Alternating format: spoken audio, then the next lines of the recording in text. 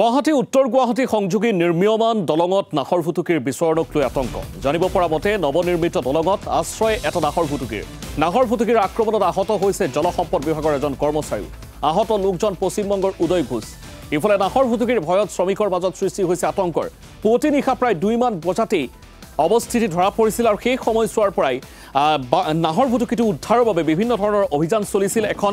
ড্ৰেজাৰৰ তলত সোমাই আছিল নাহৰ ফুটুকীটো আৰু সেই সময়ছোৱাত নাহৰ ফুটুকীটোৰ অৱস্থিতি সন্দৰ্ভত জানিবৰ বাবে বিভিন্ন লোকে বিচাৰ খোচাৰ কৰিছিল জলসম্পদ বিভাগৰ লোক উপস্থিত হৈছিল আৰু সমান্তৰালভাৱে বন বিভাগৰ লোক আজি পুৱাৰ ভাগতে উপস্থিত হৈছিল আৰু সেই সময়ছোৱাতে যেতিয়া ড্ৰেজাৰৰ তলত আছিল বুলি সম্ভেদ পাইছিল বিভিন্নজনে বিচাৰ খোচাৰ কৰিছিল সেই সময়ছোৱাতে এগৰাকী লোক আঘাতপ্ৰাপ্ত হৈছিল আৰু তাৎপৰ্যপূৰ্ণ বিষয়টো হল যে এই নাহৰ ফুটুকীটো নদীখনৰ মাছ ভাগত আছে গতিকে উদ্ধাৰ অভিযানত যথেষ্ট অসুবিধাৰ সৃষ্টি হৈছে এই মুহূৰ্তত সেই এলেকাটোত যথেষ্ট প্ৰশাসনৰ লোক আছে এই মুহূৰ্তত আমাৰ সাংবাদিক যদুমণি শইকীয়া সেই স্থানত যেহেতু আছে গতিকে আমি পোনপটীয়াভাৱে সামগ্ৰিক বিষয় সন্দৰ্ভত জানিব বিচাৰিম যদুমণি শইকীয়া আজি পুৱাৰ ভাগৰ পৰা অভিযান চলিছিল বুলি জানিব পৰা গৈছে কিন্তু এতিয়া সন্ধ্যা হৈছে আন্ধাৰ নামি আহিছে এই আন্ধাৰ নামাৰ পিছতো কিন্তু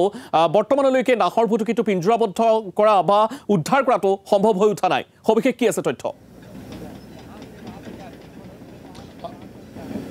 হয় চাওক এই সন্দৰ্ভত দুটা কথা ক'ব লাগিব যেহেতু এখন ড্ৰেজাৰৰ মাজত ব্ৰহ্মপুত্ৰ নৈ খান্দি থকা এখন ড্ৰেজাৰৰ মাজত নাহৰ ফুটুকীটো আবদ্ধ হৈ আছে আৰু সমগ্ৰ দিনজুৰি ইয়াত বিভিন্ন মানুহে কাম বন কৰি আছে গতিকে হয়তো ভয়তে এতিয়াও সেই নাহৰ ফুটুকীটো তাতে থাকিব পাৰে এই সন্দেহ কৰিছে বন বিভাগৰ লোকে আৰু দিনৰ ভাগত যেহেতু নাহৰ ফুটুকী বাঘটো ওলাই যোৱাৰ কোনো সুবিধা নাই বা তেওঁ বাঘটো নাযায় বুলি নিশ্চিত হৈছে বন বিভাগ আৰু সেই দিনৰ ভাগত তেওঁলোকে কোনো চেষ্টা কৰা নাই দ্বিতীয় কথাটো হৈছে যদিহে ড্ৰেজাৰখনত আবদ্ধ হৈ থকা নাহৰ ফুটুকীটোক ট্ৰেংকুইলাইজ কৰে তেতিয়াহ'লে ট্ৰেংকুইলাইজ কৰিলে সি পানীলৈ জাপ দিব পাৰে আৰু পানীলৈ তেনে অৱস্থাত যিকোনো মুহূৰ্তত বাঘটোৰ মৃত্যু হ'ব পাৰে গতিকে এই সন্ধিয়া সময়ত বন বিভাগৰ লোকে জনোৱা মতে তেওঁলোকে জনাইছিলে যে বাঘটোৱে হয়তো সন্ধিয়া হোৱাৰ লগে লগে নিজে নিজৰ স্থানলৈ গুচি যাব পাৰে যদি নীলাচল পাহাৰৰ পৰা নামি আহিছে হয়তো সি নীলাচল পাহাৰলৈ গুচি যাব পাৰে বা উত্তৰ গুৱাহাটীৰ ফালৰ পৰা যদি আহিছে হয়তো সেই ৰাস্তাৰে সি গুচি যাব পাৰে গতিকে বন বিভাগৰ লোকে এতিয়া সন্ধিয়া সময়ত আহি পাইছেহি তেওঁলোকে এতিয়া বাঘটো সেই স্থানতে আছেনে নাই সেই তাৰ উপস্থিতি চাবলৈ চেষ্টা কৰিছে চিৰিয়াখানাৰ DFO গৰাকী আহিছে আৰু কেইবাগৰাকী শীৰ্ষ বন বিষয়া লোক আহিছে আৰক্ষী আছে ইয়াত হস্তম হৈ আছে ইতিমধ্যে তেওঁলোকে তাত গোটেই বিষয়টো পুংখানুপুংখকৈ চাইছে আচলতে ড্ৰেজাৰখনত যি স্থানত আক্ৰমণ সংঘটিত কৰিছিলে সেই স্থানতে বাঘটো আছেনে আন স্থানলৈ গতি কৰিছে আমি কিছু সময়ৰ পিছত যিগৰাকী DFO আছে আমি তেওঁৰ পৰা জানিব পাৰিম তেওঁক সুধিবলৈ চেষ্টা কৰিম আচলতে গোটেই বিষয়টো কি হৈ আছে তেওঁলোকে কেনেধৰণে ভাবিছে আৰু এটা কথা স্পষ্ট কৰিছে যিসকল শ্ৰমিকে ইয়াত কাম কৰি আছিলে তেওঁলোকে এতিয়া যেহেতু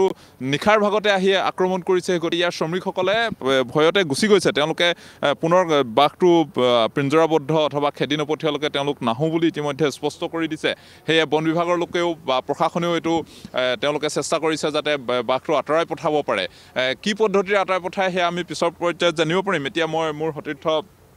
বিপুল ৰাজক সম্ভৱ হয় যদি দেখুৱাবলৈ অনুৰোধ কৰিছোঁ যিহেতু আন্ধাৰ হৈ আহিছে গতিকে কিমান দূৰ সম্ভৱ আমি গম নাপাম এই যি দৃশ্য দেখিছে আপোনালোকে যে যিখন ড্ৰেজাৰ আছে তাৰ কাষতে কেইগৰাকীমান বন বিষয়াৰ লোক আছে DFO গৰাকী আছে সেই তাৰ কিছু আগলৈকে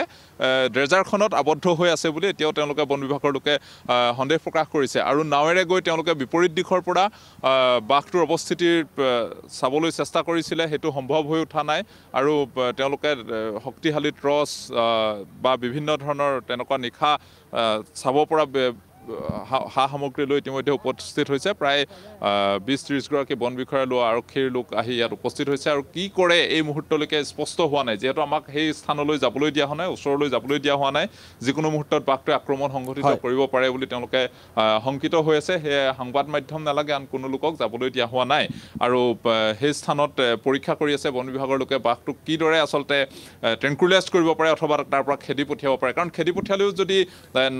ওচৰতে নীলাচল পাহাৰখন আছে তাৰ মাজলৈ গুচি যায় মানুহৰ উপস্থিতি সন্ধিয়াৰ সময়ত যায় তাতো আক্ৰমণ কৰিব পাৰে বা যদি ট্ৰেংকুইলাইজ কৰে বাঘটোৱে নদীত জঁপিয়াই দিলে সেই বাঘটোৰ যিকোনো মুহূৰ্তত মৃত্যু হ'ব পাৰে গতিকে তেওঁলোকে আৰু কিছু সময় হয়তো অপেক্ষা কৰিব আমি প্ৰতিদিন টাইমৰ দৰ্শকসকলক জনাম কিদৰে আচলতে বন বিভাগে তেওঁলোকে কিদৰে বেহু ৰচনা কৰিছে বাঘটোক উদ্ধাৰ কৰিব নে তেওঁ বাঘটোক খেদি পঠাব সেই লৈ আমি